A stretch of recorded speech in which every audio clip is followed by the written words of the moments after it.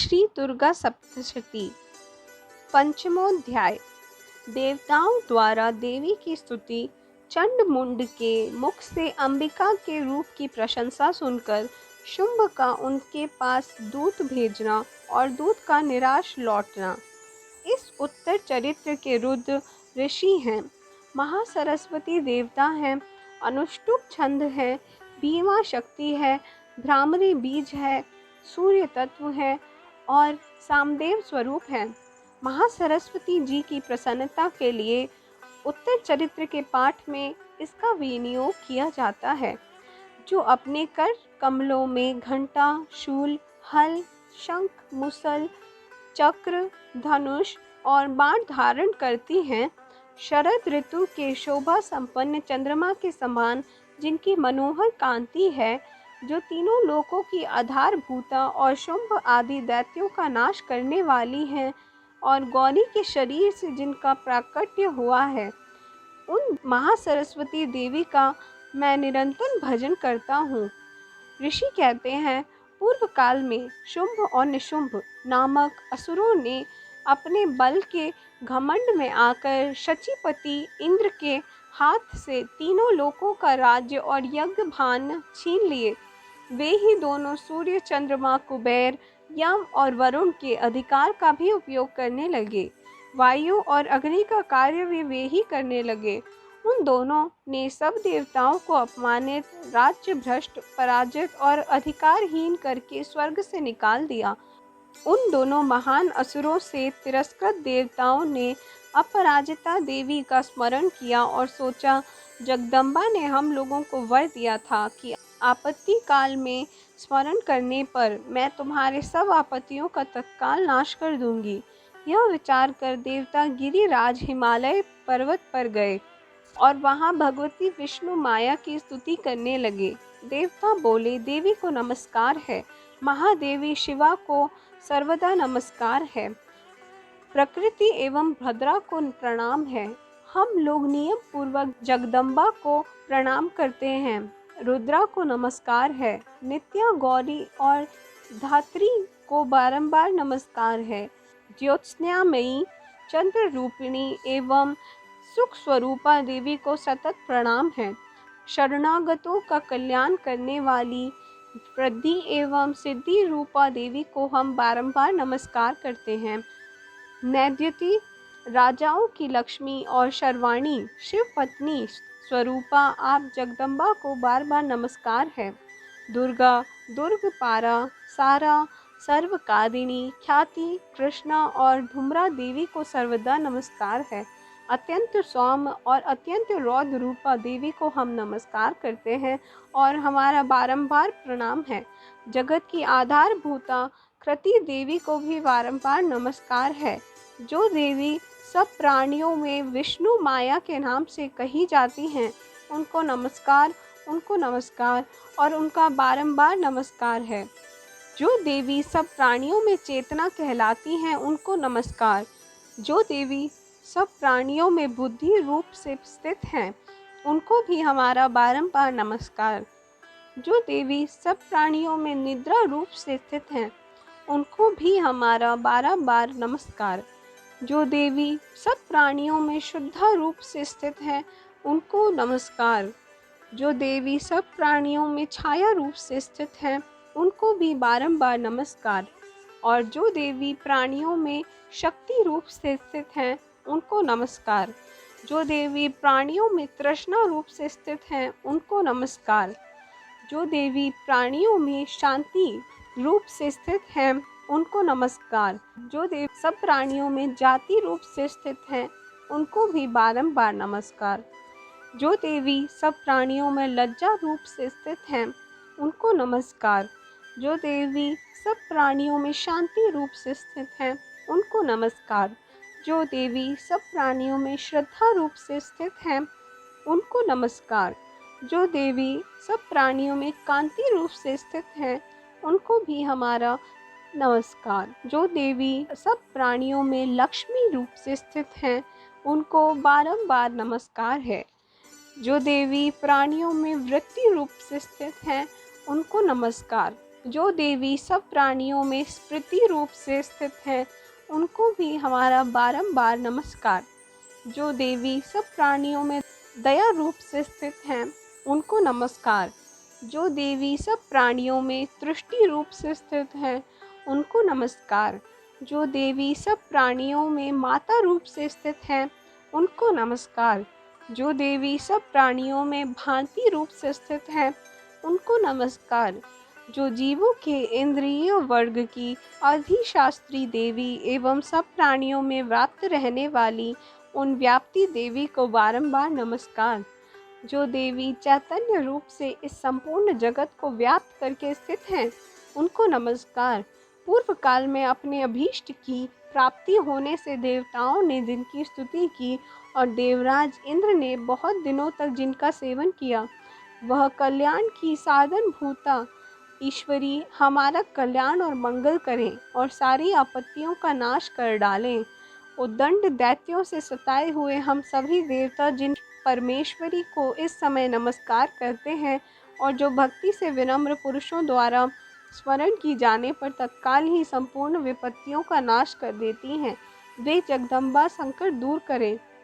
ऋषि कहते हैं, राजन, इस प्रकार जब देवता स्तुति कर रहे थे, उस समय पार्वती देवी गंगा जी के जल में स्नान करने के लिए वहां आई। उन सुंदर बाहों वाली भगवती ने देवताओं से पूछा, आप लोग यहाँ किसकी स्तुति करते हैं?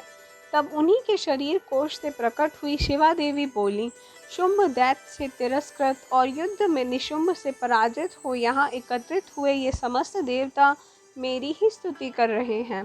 पार्वती जी के शरीर कोश से अंबिका का प्रादुर्भाव हुआ, इसलिए वे समस्त लोकों में कौशिकी की कही जाती हैं। कौशिकी के प्रकट होने के बाद पार्वती देवी का शरीर काले रंग का हो गया, अतः वे हिमालय पर रहने वाली कालिका देवी के नाम से विख्यात हुई। तदनंतर शुंभ निशुंभ के भृत्य चंड मुंड वहां आए और उन्होंने परम मनोहर रूप धारण करने वाली अंबिका देवी को देखा। फिर वे शुंभ के पास जाकर बोले, महाराज, एक अत्यंत मनोहर स्त्री है जो अपनी दिव्य कांति से हिमालय को प्रकाशित कर रही है। वैसा उत्तम रूप कहीं किसी ने नहीं देखा होगा। असुरेश्वर, पता लगाइए वह देवी कौन है और उसे ले लीजिए।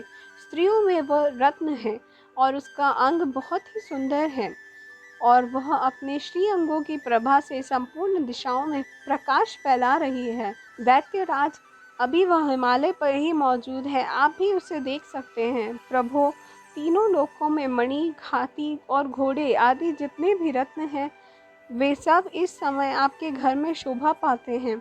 हाथियों में रत्नभूत ऐरावत, यह परिजात का वृक्ष और यह उच्चेश्वर घोड़ा, यह सब आपने इंद्र से ले लिया है। हंसों से जूता हुआ यह विमान भी आपके आंगन में शोभा पाता है। यह रत्नभूत अद्भुत विमान जो पहले ब्रह्मा जी के पास था, अब आपके यहाँ लाया गया है। यह महापद्म नामक निधि आप कुबेर से छीन लाए हैं। समुद्र ने आपको किंजलकिनी नामक माला भेंट की है, जो केसरों से सुशोभित है और जिसके कमल भी कभी कुम्हराते नहीं।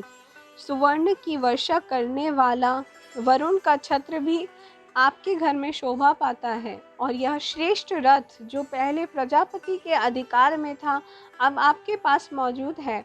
दातेश्वर, मृत्यु की उत्क्रांतिदा नाम वाली शक्ति भी आपने छीन ली है और वरुण का पाश और समुद्र में होने वाले सब प्रकार के रत्न आपके भाई निशुंभ के अधिकार में हैं। अग्नि ने भी स्वतः शुद्ध किए हुए 2 वस्त्र आपकी सेवा में अर्पित किए हैं। दैत्यराज, इस प्रकार सभी रत्न आपने एकत्र कर लिए हैं। फिर यह स्त्रियों में रत्न रूप कल्याणमय देवी है, इसे आप क्यों नहीं अपने अधिकार में कर लेते?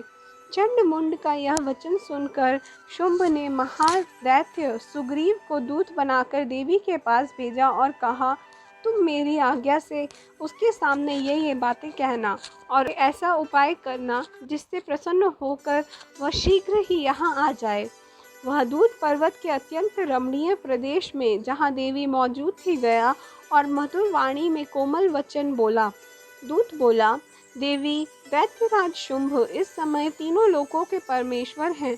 मैं उन्हीं का भेजा हुआ दूत हूँ और तुम्हारे पास आया हूँ उनका संदेशा लेकर। उनकी आज्ञा सदा सब देवता एक सुर से मानते हैं, कोई उसका उल्लंघन नहीं कर सकता। वे संपूर्ण देवताओं को परास्त कर चुके हैं। उन्होंने तुम्हारे लिए जो संदेश भेजा है उसे सुनो। संपूर्ण त्रिलोकी मेरे अधिकार में है, देवता भी मेरी आज्ञा के अधीन चल रहे हैं। संपूर्ण यज्ञों के भागों के भी पृथक भोग मैं ही हूँ। तीनों लोकों में जितने श्रेष्ठ रत्न हैं वे सब मेरे अधिकार में हैं। देवराज इंद्र का वाहन ऐरावत जो हाथियों में रत्न के समान है मैंने छीन लिया है। क्षीर सागर का मंथन करने से जो अश्व रत्न उच्चैश्वर प्रकट हुआ था उसे देवताओं ने मेरे पैरों पर पड़कर समर्पित किया है। सुंदरी, उनके सिवा और भी जितने रत्नभूत पदार्थ देवताओं, गंधर्वों और नागों के पास थे वे सब मेरे पास आ गए। देवी, हम लोग तुम्हें संसार की स्त्रियों में रत्न मानते हैं, अतः तुम हमारे पास आ जाओ, क्योंकि रत्नों का उपभोग करने वाले हम ही हैं। चंचल कटाक्षों वाली सुंदरी, तुम मेरी या मेरे भाई महापराक्रमी निशुंभ की सेवा में आ जाओ, क्योंकि तुम रत्न स्वरूपा हो। मेरा वर्णन करने से तुम्हें तुलना रहित महान ऐश्वर्य की प्राप्ति होगी। मेरे वर्ण करने से तुम्हें तुलना रहित महान ऐश्वर्य की प्राप्ति होगी। अपनी बुद्धि से यह विचार कर तुम मेरी पत्नी बन जाओ। ऋषि कहते हैं, दूत के यूँ कहने पर कल्याणमयी भगवती दुर्गा देवी जो इस जगत को धारण करती हैं, मन ही मन गंभीर भाव से मुस्कुराई और इस प्रकार बोली। देवी ने कहा, दूत, तुमने सत्य कहा है, इसमें तनिक भी मिथ्या नहीं। शुंभ निशुंभ तीनों लोकों का स्वामी है, किंतु इस विषय में मैंने जो प्रतिज्ञा कर ली है उसे मिथ्या कैसे करूं? मैंने अपनी अल्प बुद्धि के कारण पहले से जो प्रतिज्ञा कर रखी है उसे सुनो। जो मुझे संग्राम में जीत लेगा, जो मेरे अभिमान को चूर्ण कर देगा और संसार में जो मेरे समान बलवान होगा वही मेरा स्वामी होगा। इसलिए शुंभ अथवा महादैत्य निशुंभ स्वयं ही मेरे यहाँ पधारे और मुझे जीतकर शीघ्र ही मेरा पाणी ग्रहण कर ले। इसमें विलंब की क्या आवश्यकता है? दूत बोला, देवी, तुम घमंड में भरी हो, मेरे सामने ऐसी बातें ना करो। तुम तीनों लोकों में ऐसा कौन पुरुष है जो शुंभ निशुंभ के सामने खड़ा हो सके?